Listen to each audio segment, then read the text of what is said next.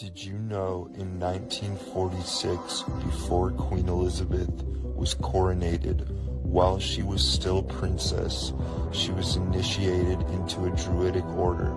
This is very rare footage that the House of Windsor has done everything they can to censor. The Queen wore green to signify her rank in the order. She is called an ovate or seer, similar to the oracles at Delphi. This is pretty strange. Hey guys, it's KJ from the Scariest Movie Ever. What you're watching here is some footage from the Platinum Jubilee, and this is when Queen Elizabeth lit up the tree. But what was really going on here, I covered this in a video way back. You're watching the Luciferians at work, showing us the devil's plan right before our very eyes, in front of everybody. Look at this, in front of the public. Just imagine all the eyes on this, yet they're clueless. They have no idea what they're watching. She's lighting up the three-strand DNA that leads to the Tree of Life. And the three-strand DNA is exactly what they're doing with the vaccine right now. It's creating a third strand. It's altering humanity from the inside out. It's changing humans into something else. We watch this three-strand DNA being lit up, going straight to the Tree of Life. This is Satan's plan for humanity here in the end days. He wants everybody to be either enslaved or dead. And the vaccine, the potion, the hex, the curse is a large part of that. What you're watching here is footage from Prince Charles' coronation as king. And I'm already seeing a lot of confusion, specifically because of his new portrait. And a lot of people are claiming that he is the Antichrist. Many of you know my stance on who the Antichrist is, and it's been the same for almost 10 years. Certainly I don't believe that Prince Charles is the man, but he is one of many Antichrists. The Bible tells us in these days there'll be many Antichrists that rise. But of course, there is one position held for the man of sin, the actual final Antichrist, the beast that'll rule for 7 years. What I believe we're seeing here is in reference to the horns from the Bible, the 10 horns. This is from the King James. The 10 horns which you saw are 10 kings who have received no kingdom as yet, but they receive authority for 1 hour as kings with the beast. So we're watching the rise of the kings. We're watching the rise of the horns. And ultimately, during the tribulation, once they've received their power, they'll be giving all their power over to the Antichrist.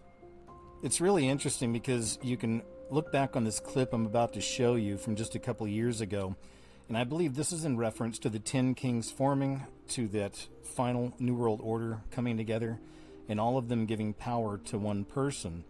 So listen closely to this clip, and of course he's pushing the satanic green agenda, which we know is garbage, and it's really all about control and destruction. But most importantly, and even subtly, he mentions that one person is going to need to be in charge of this. One person's going to need this power. He just says he will need this, or you'll see. So pay close attention to this clip, listen to what he's saying, and once again understand we're watching biblical times play out before our very eyes. We're seeing the formation of all of the kings, and soon they'll pass their power over to one man. As we tackle this crisis, our efforts cannot be a series of independent initiatives running in parallel. The scale and scope of the threat we face call for a global systems-level solution based on radically transforming our current fossil fuel-based economy to one that is genuinely renewable and sustainable. So, ladies and gentlemen, my plea today is for countries to come together to create the environment that enables every sector of industry to take the action required. We know this will take trillions, not billions of dollars. We also know that countries, many of whom are burdened by growing levels of debt, simply cannot afford to go green. Here we need a vast military-style campaign to marshal the strength of the global private sector. With trillions at his disposal, with trillions at his disposal, with trillions at his disposal, far beyond global GDP, and with the greatest respect, beyond even the governments of the world's leaders, it offers the only real prospect of achieving fundamental economic transition. As you know, these Luciferians, these satanic bloodlines, they love working in shadows and hidden codes, secret messages. King Charles sports a favorite tie for return to work amid cancer treatment, inside its clever meaning. See, I believe this story right here actually references the coming Antichrist, and I'm going to show you how.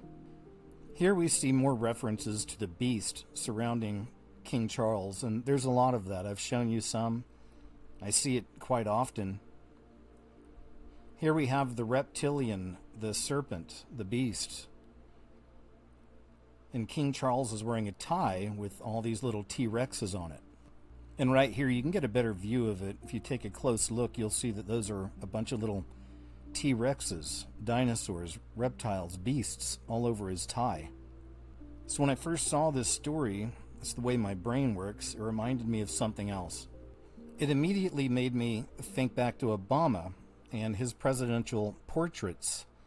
He had more than one. This is one of them right here. You've probably seen this. You should do a comparison sometime to his portrait compared to all the other presidents we had in America, and you'll see that there's nothing else like this. If you'd like to see a great breakdown on what's going on in this picture, because there's a lot going on, there's even a T-Rex hidden inside this picture. You should check out Jonathan Kleck. He did an incredible breakdown on this, and you should definitely see that, because once again, there's a lot going on inside this garden surrounding this beast. You can even take note to the 6 fingers, which is a reference back to the Nephilim, fallen angels. Now here's another portrait that Obama had made for himself, as presidential portrait. So we have the first portrait, we have the beast in the garden. And the second portrait, there's something else going on here. As I'd mentioned, there's a T-Rex that you can find in his other presidential portrait, but in this one you can find one as well. It's also interesting that he had a presidential portrait made like this with a completely white background. The whole focus is him. It's all about him. I believe that's for a reason, because he's going to be the man running the show for the final 7 years. And I understand that that's controversial to some people, and people have their own views, and that's fine, guys. This isn't a time for us to be bickering and fighting with each other. It's okay for us to have our opinions, even if they differ from each other. Always remembering that what's most important for us is that we have Christ in common. But I want to show you what happens with this portrait when you just turn it just a little bit to the side. Once again, remember that the devil and his minions that run this beast system, they work in shadows and secrets, subliminals, codes. Now when you look at this picture, let your eyes only rest on the black part, on its suit. Just take a look at the suit and on the black part, and what will start to emerge for you is a raptor, is a T-Rex, is a reptile, is a beast. And it actually looks like it's eating Obama, or that Obama's coming out of its mouth. Just give yourself a moment. Just look at it, pull back a little bit, look at the black. You'll even see where his arm is. That's the eye of the dinosaur. And then you see the open part of the jacket. That's the mouth that's open with Obama in the mouth. There's your T-Rex, just like the T-Rex tie that